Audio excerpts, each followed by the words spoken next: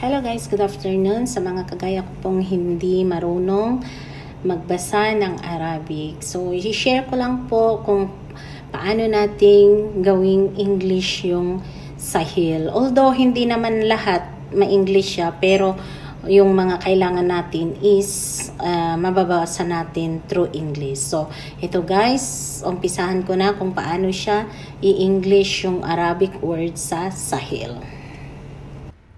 Ayan guys, bali punta tayo sa menu, puntahan natin yung Sahel apps natin. Then yan, password, then Arabic po siya. So, mag-out po tayo sa Sahel, go tayo sa settings ng phone natin. Okay, general. Hanapin po natin dyan yung keyboard. Yan, keyboard. So, sa keyboard, add natin doon yung Arabic language. So, after ng Arabic, out na naman tayo. Go back tayo sa Sahel apps. Ayan guys. So, English na po siya. So, punta tayo sa appointment. Hanapin natin dyan yung Ministry of Interior. Ayan guys. Ministry of Interior.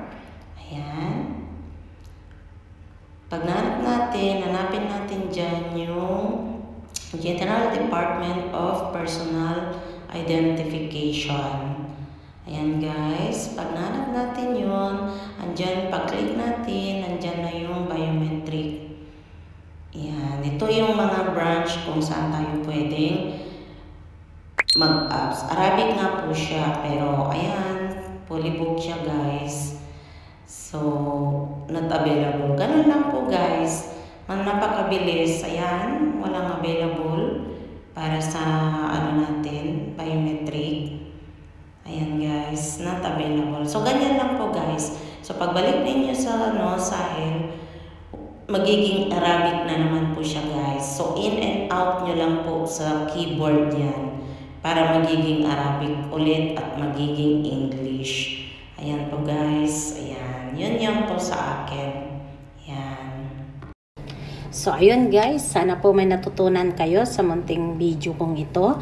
So, at least mababasa na po natin na kahit hindi lahat ay Arabic. So, hindi lahat ay English, sorry. So, at least alam natin kung ano yung hinahanap natin. Like, magkukuha ka ng police clearance, kukuha ka ng magpa-appointment ka ng mga baladiya, ganun.